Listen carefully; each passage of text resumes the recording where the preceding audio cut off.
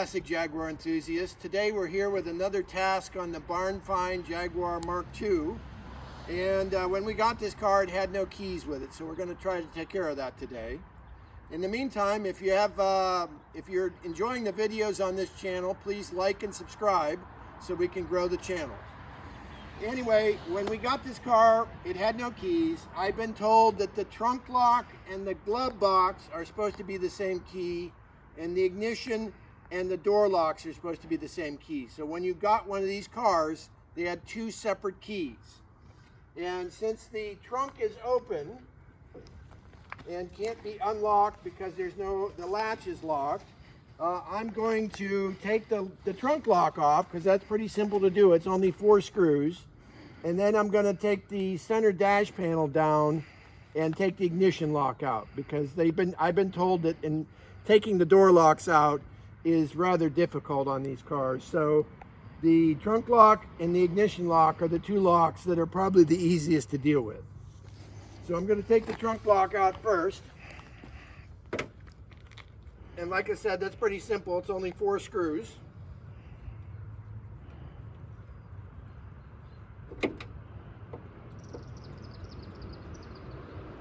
And these are just, you need a flat bladed screwdriver. They're not Phillips or Posi drive or anything like that.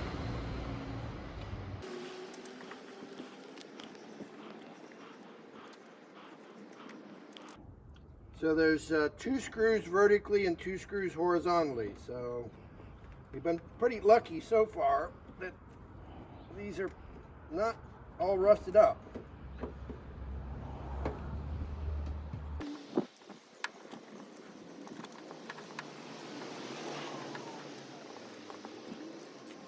That's 3.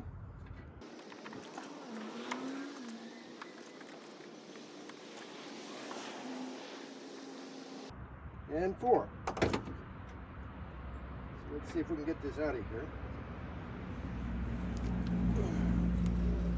And there's the trunk lock. So now we can take this to the Locksmiths over on South Avenue here in Youngstown. A place called Allied Locksmith. They're probably the best locksmith as far as I'm concerned here in the Youngstown area. So we'll try them and see what they come up with.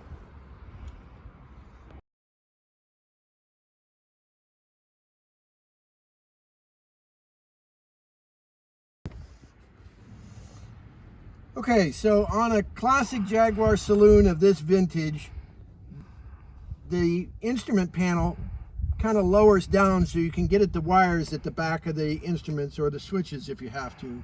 And so there's 2 thumb screws up here at the top corner of each side, and you undo these thumb screws just like that, see? And then this thing will fold down.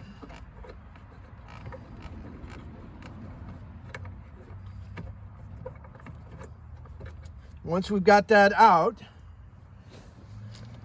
we can just fold this down to be able to get the stuff at the back of the instrument cluster. And so that makes it a lot easier. And since I got to pull this ignition switch out, I want to take some pictures of the wires so that when I go to put it back together, I know where those wires go, so I don't get confused and put the wires on the wrong terminal. So I'm going to take a picture here, a couple pictures of the wires so I can see what's going on here.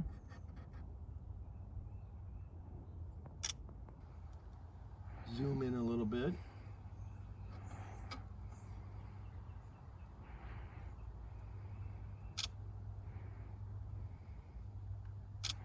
Here's a close-up photo of the back of the center gauge cluster that shows a arrow pointing to the wires on the back of the ignition switch. Okay. Like I said, that way when I go to put it back together, I know where the wires go. Okay, so what we got to do next is we have to undo this little screw-on ring that holds the switch in. Then we can pull it out and remove the wires. I'm going to try putting the 1 thumb screw back in real quick just to hold it while I do that.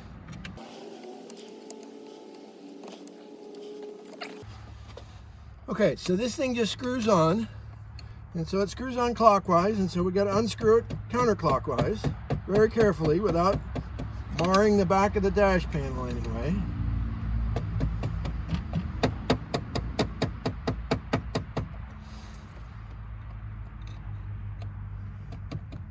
There we go. So then, like I said, this just unscrews just like that.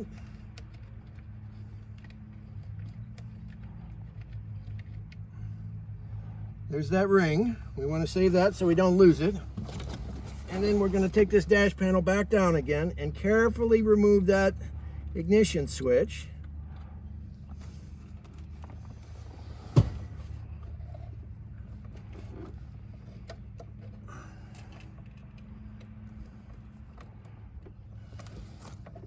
Take the wires off here first.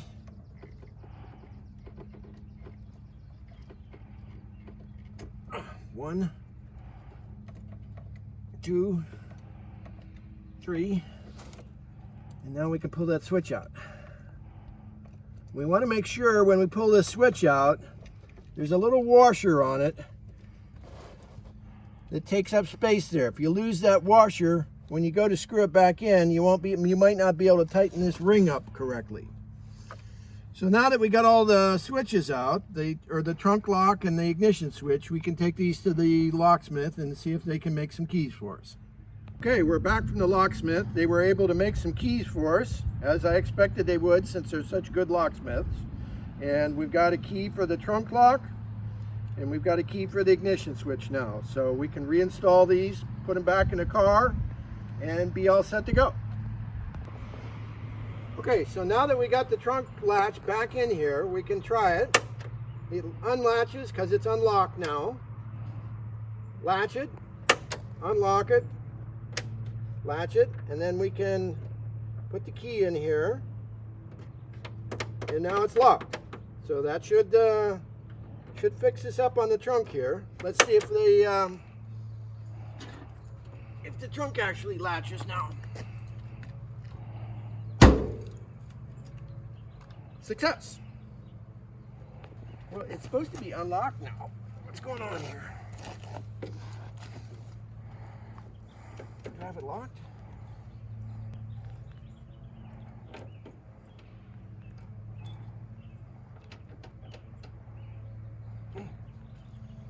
Okay.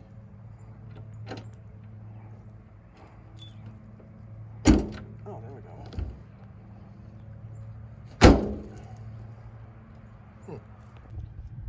Okay, so all we have to do now, since we got the keys for the ignition lock, is to put this back in here.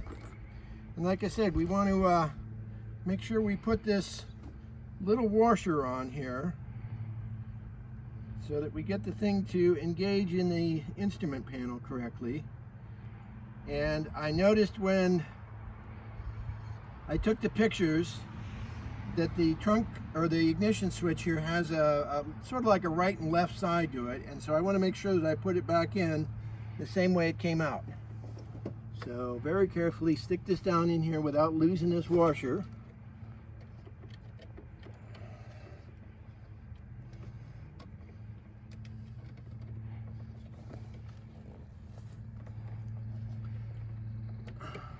Make sure we got this right.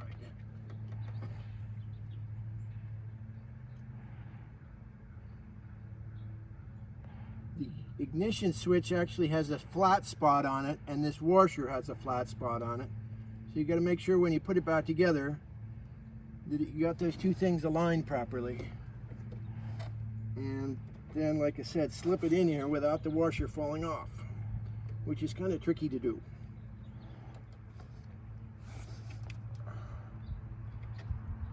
Okay. Okay, we got the switch in. So you can put the ring back on.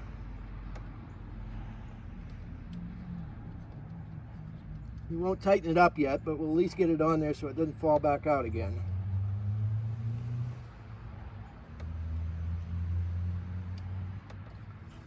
Okay, now we got to put the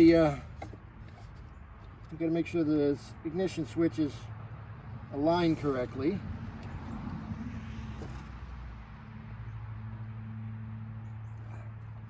There we go. Now, let's put these wires back on correctly. Let's see.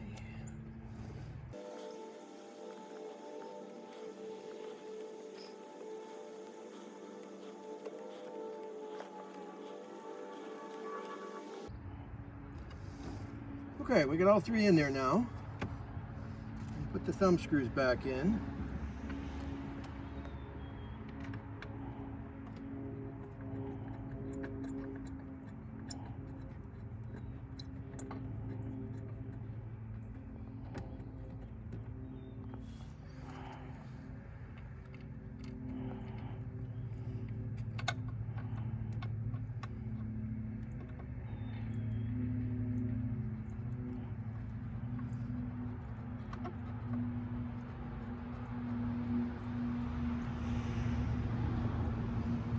Okay.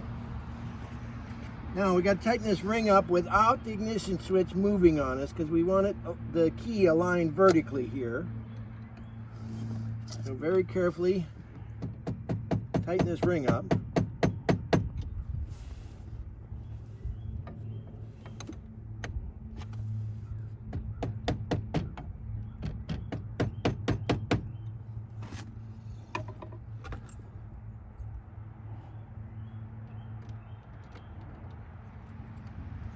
Seems to work. Okay, let's try the keys in the glove box here and see if the trunk keys that they made for us actually open the glove box.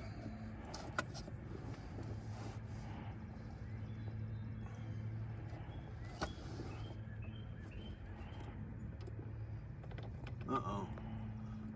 This thing does not feel like this key is correct for the glove box. Let's try the other one.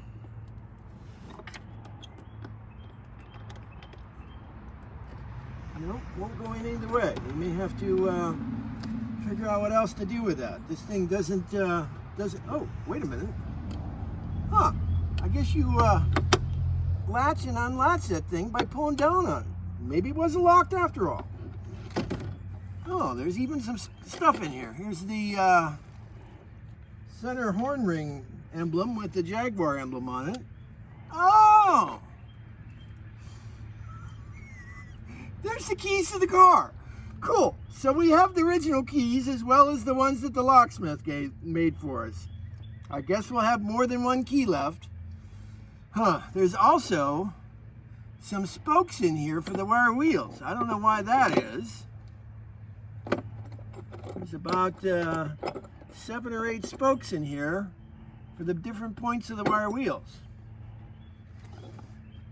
Well, I guess we got lots of keys now.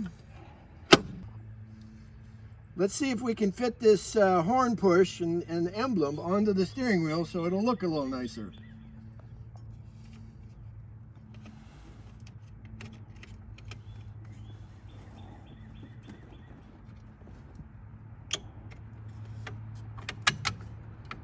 There. Looks much better. We're all restored. It's ready to go. Earlier in the video, I said that there were 2 keys for a Jaguar MK2, and that was the information I got from what seemed to be a very authoritative post made on one of the Jaguar forums. However, from looking at the original keys that I found in the glove box for this car, it seems that there are at least 3 different keys and possibly 4. If you look at the picture above, the key with the blue arrow is the ignition and the door key. The key with the yellow arrow is for the trunk lock, and the key with the green arrow is for the glove box lid, which I have shown in this picture also with a pink arrow going to it. So I'm not sure why that is. The glove box lock or latch that I found on this car seems to be a little different than from what I've seen in other Mark II Jaguar videos on YouTube. And the key that you see on the extreme right with the red arrow, I still don't know what that is. So if anybody can tell me what a 4th key might be for, I'd appreciate knowing. Thank you. If you have any questions about anything in the video, please leave a comment down below. Thank you for watching.